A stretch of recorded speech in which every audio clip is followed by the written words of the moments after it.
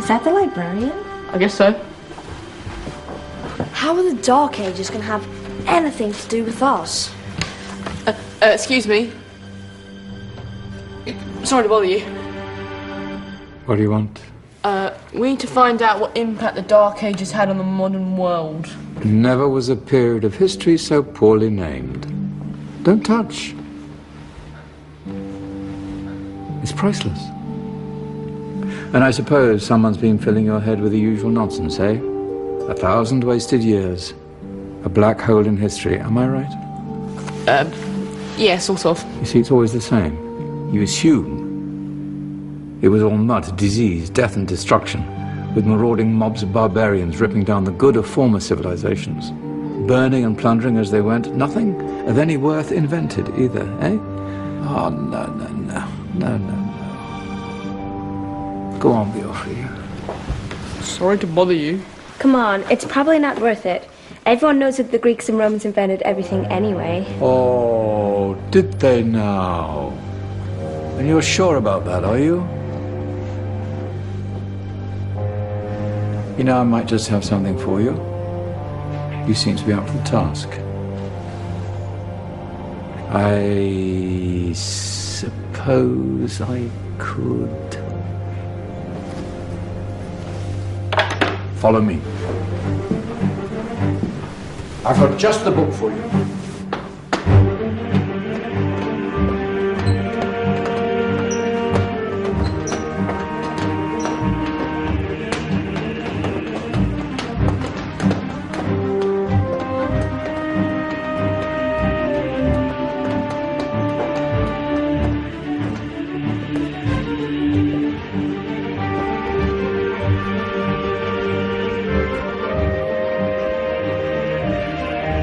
Where are we going? I don't know. Ask him.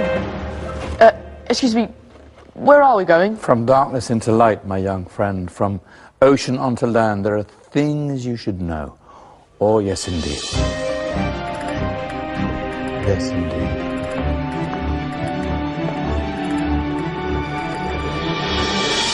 Now, I know I left it round here somewhere. Ah,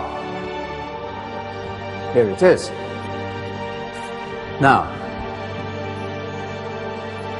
take a look. If you dare.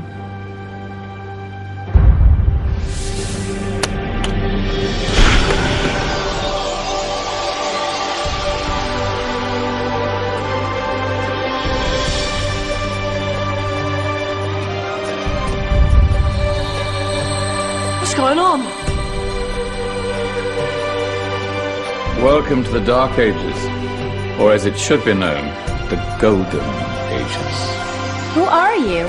I am Al-Jazari, engineer and ingenious inventor. I thought you said this was the Dark Ages. It doesn't look very dark. That's because it's all a matter of perspective, my soon-to-be illuminated friend. Of course, there are parts of the world that weren't dark at all, but in a civilization that stretched from Spain to China, the golden rays of discovery and invention shone over everything. What civilization? The Muslim civilization, my young friend. Through scholars and scientists of various faiths, some of the most important discoveries known to man were made at this time. Discoveries that drew on knowledge of the ancients, but have more connections with your modern world than you could possibly ever imagine. Like what? Well, all sorts of things.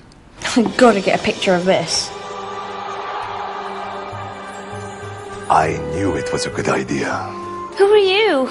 Allow me to introduce Ibn al-Haytham, a great scientist whose ideas led to the invention of the camera. You invented the camera? I laid the foundations for modern cameras by explaining how our eyes work. I found a way of projecting an image onto another surface through a small hole in a dark room, later called camera obscura. Think of all the things that evolved from this discovery. Cameras, cinema, all share the same principle. Cool. Look out below! Who's that? That's my good friend, Abbas ibn Farnas, who gazed up to the heavens, passionate in his belief that man could fly. Whoa. Indeed, he dared to dream about flying 1,000 years before the Wright brothers. Do you know you all take your jet-setting holidays for granted, so it only seems fair to remember Abbas ibn Farnas. Stand by. I'm ready for takeoff.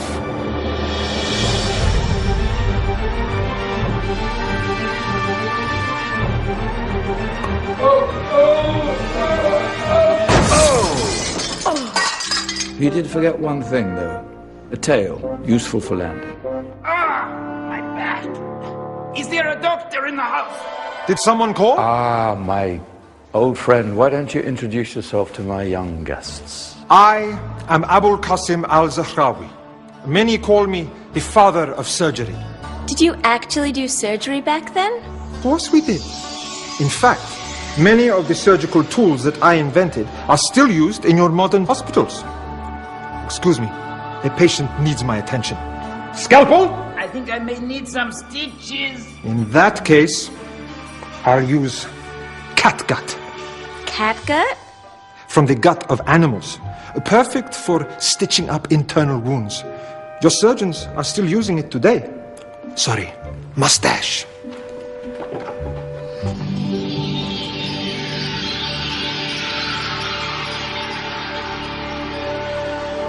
Who's she?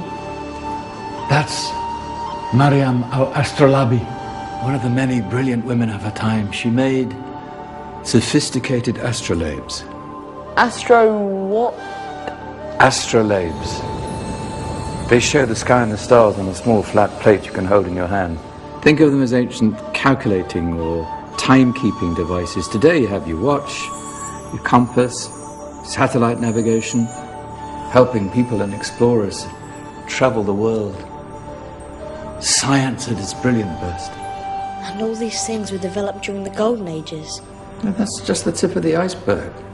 There were thousands of other inventions covering all areas of life, and in the years that followed, their influence spread across the whole of medieval Europe. So you see, it wasn't so dark after all. What about you? Me? What did you invent? Well, I don't want to be big-headed, but I made some groundbreaking advances in engineering. I suppose my most significant discovery converted rotary motion into linear motion using a crank and connecting rod. It's essential in pumps and engines.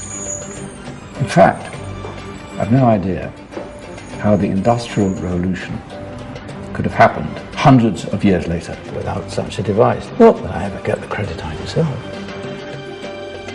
But my crowning glory was my amazing time-telling machine.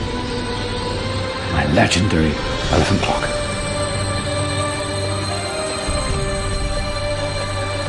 It's a clock. Yes. Dozens of components collected from different cultures around the world. Indian, Greek, Arabian, Egyptian, Chinese. Wow. A United Nations clock. That is pretty cool. Does it actually tell the time? Well, yes, of course. If it wasn't for me, thousands of people would be late for everything. Speaking of time, we better get you back. And remember, spread the word. This was a golden age, and I've only shown you a tiny part of this wondrous time. There are countless other scientists and inventions directly connected to your modern world. You're just going to have to find out for yourselves. No, wait.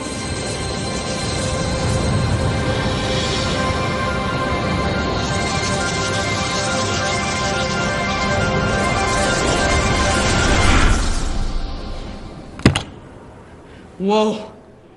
Did you? Yeah. That wasn't quite so boring. Come on, we're gonna be late.